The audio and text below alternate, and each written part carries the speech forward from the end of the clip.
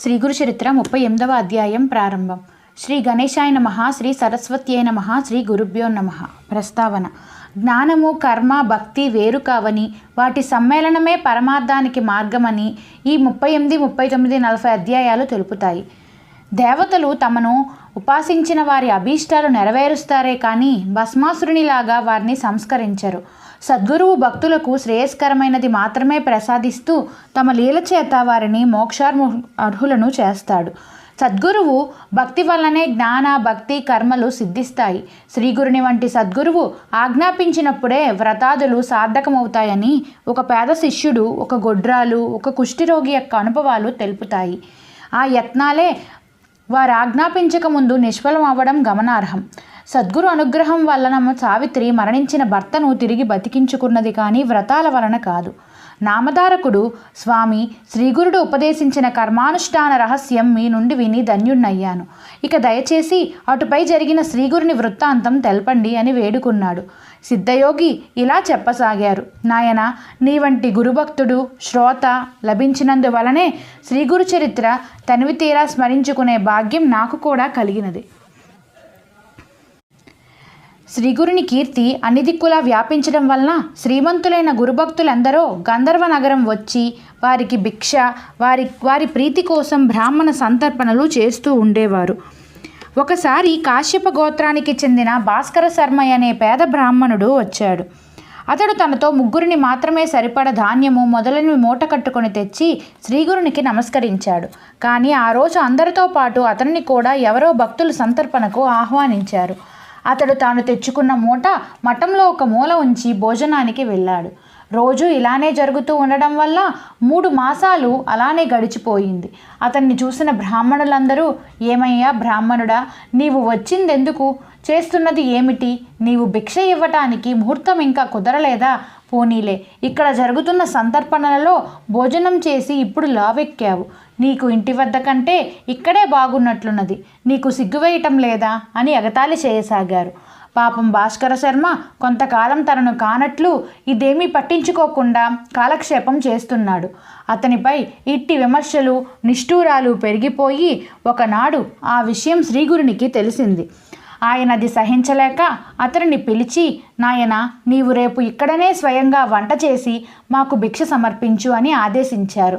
అతడు అంగీకరించి మరుసటి రోజు తెల్లవారుజామునే నిద్రలేచి నెయ్యి, పెరుగు సమకూర్చుకొని స్నానానుష్ఠానాలు పూర్తి చేసుకొని తాను తెచ్చిన ధాన్యంతోనే వంట చేస్తున్నాడు.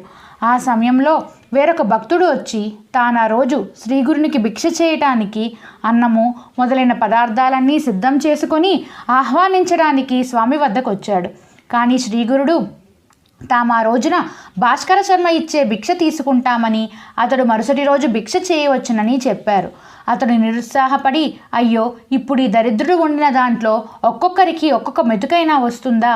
ఈరోజు ఎవరి కొంపలకు వాళ్ళు వెళ్ళి భోంచేయవలసిందే అనుకుంటూ వెనుకకు మరలాడు. శ్రీగురుడు ఆ మాటలు విని అతనికి, అక్కడున్న వారందరికీ ఇలా చెప్పారు.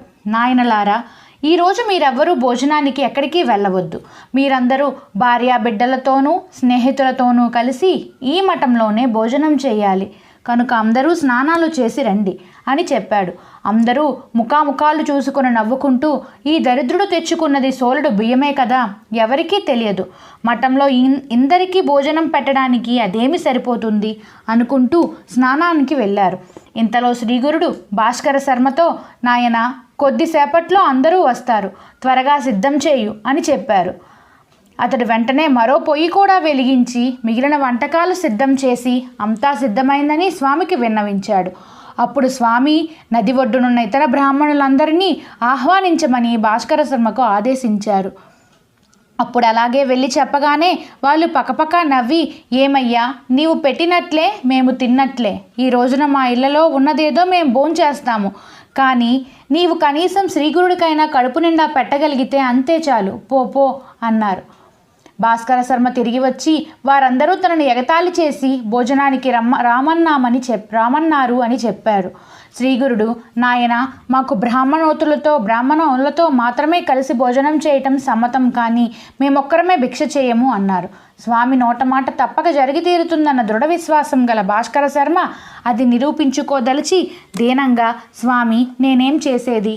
నేను మీరు ఆజ్ఞాపించిన ప్రకారం ఎంత బలవంత పెట్టినా వారు రావటం లేదు సరికదా, నన్ను ఆక్షేపిస్తున్నారు అన్నాడు. అప్పుడు ఆయన వెంటనే మరో శిష్యుణ్ణి పంపి నది వద్దనున్న బ్రాహ్మణులందరినీ వెంట తీసుకురమ్మని ఆజ్ఞాపించారు. అతడు పరుగున పోయి శ్రీగురుని ఆజ్ఞగా చెప్పి అందరినీ ఆహ్వానించాడు. ఇక తప్పక అందరూ మఠం చేరుకున్నారు. శ్రీగురుడు వారందరితో, బ్రాహ్మణోత్తములారా, మీరందరూ మీ భార్యాబిడ్డలను తీసుకొని మఠానికి రావాలి. ఈరోజు ఇక్కడే 4000 మందికి సమారాధన చేయాలి. అందరూ విస్తలలో అన్నం కట్టుకొని తీసుకుపోవాలి అని భాస్కర శర్మతో, ఏమయ్యా చూస్తావేమిటి, లేచి నమస్కరించి అందరినీ ఆహ్వానించు అన్నారు. అతను వెంటనే లేచి నమస్కరించి వారందరూ సకుటుంబ బంధుమిత్రులతో కలిసి తాను చేయనన్న సమారాధనకు విచ్చేసి తనను కృతార్థుణ్ణి చేయమని వేడుకున్నాడు. వారిలో కొందరు బ్రాహ్మణులు నవ్వి, ఓరి వెర్రి బ్రాహ్మణుడా, సిగ్గు లేకుండా తగుదననుకొని నీవు పిలిస్తే వచ్చామటయ్యా, నీవు చేసినది ఒక్కొక్కరికి ఒక్కొక్క మెతుకైనా సరిపోతుందా అన్నారు. కొందరు పెద్దలు వారిని వారించి, తప్పు అతనిని నిందించవద్దు, ఇందులో అతని దోషం ఏమీ లేదు, గురువు చెప్పిన ప్రకారం చేస్తున్నాడు అని మందలించారు. భాస్కరుడు శ్రీ గురు పాదాలను పూజించి ఆయనకు ఆరతిచ్చి విస్తళ్ళు వేశాడు. అప్పుడు శ్రీగురుడి ఆజ్ఞ కోరాడు. అంతటా శ్రీగురుడు అతనికి ఒక వస్త్రం ఇచ్చి దానిని అతను చేసిన వంటకాలపై కపమని ఆదేశించాడు. అతడు అలా చేయగానే శ్రీగురుడు తమ కమండలంలోని నీరు అభిమంత్రించి ఆ వస్త్రంపై చల్లి వస్త్రం తీయకుండా వడ్డన చేయమని ఆదేశించాడు. వెంటనే భాస్కర శర్మ మరికొంతమంది ఆ వస్త్రం క్రింద నుంచి పల్లాలతో వంటకాలు తీసుకొని తిరిగి వడ్డిస్తున్నారు. నెయ్యి కూడా దారడుగా వడ్డిస్తూనే ఉన్నారు. అది చూసి భక్తులందరూ ఆశ్చర్యచకితులయ్యారు. అప్పుడు మొదట శ్రీగురుడు, తరువాత మిగిలిన వారు ఆ పోసనం తీసుకొని భోజనం చేయటం మొదలుపెట్టారు. భాస్కర శర్మ ఒక్కొక్కరి వద్దకు వెళ్ళి నెమ్మదిగా కూర్చొని కావలసినవి అడిగి వేయించుకొని తృప్తిగా భోజనం చేయమని చెప్పాడు. భోజనాలయ్యాక అందరికీ తాంబూలాలు ఇచ్చి స్త్రీలకు, పిల్లలకు, అన్ని వర్ణాల వారికి బంతులుగా కూర్చోపెట్టి వడ్డన చేశారు. చివరకు ఊరిలో విచారించి భోజనం చేయని వారెవరూ లేరని నిర్ధారణ చేసుకున్నాక శ్రీగురుని ఆజ్ఞ తీసుకొని భాస్కరుడు గురుప్రసాదం స్వీకరించాడు. అప్పుడు అతను వెళ్ళి చూసి అతను వండిన వంటకమంతా అలాగే ఉన్నదని స్వామికి మనవి చేశాడు. దాన్ని జలచరాలకు వేయమని స్వామి ఆదేశించగా అతడు అలానే చేశాడు.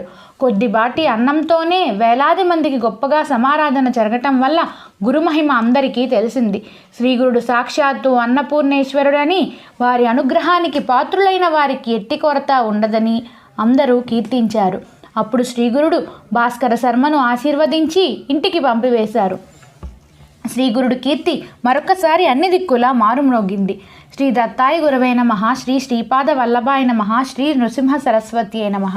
38వ అధ్యాయం సమాప్తం. నా వీడియో మీకు నచ్చినట్లయితే నా ఛానల్ని సబ్స్క్రైబ్ చేసుకోండి, నా వీడియోని లైక్ చేయండి, షేర్ చేయండి. Thank you.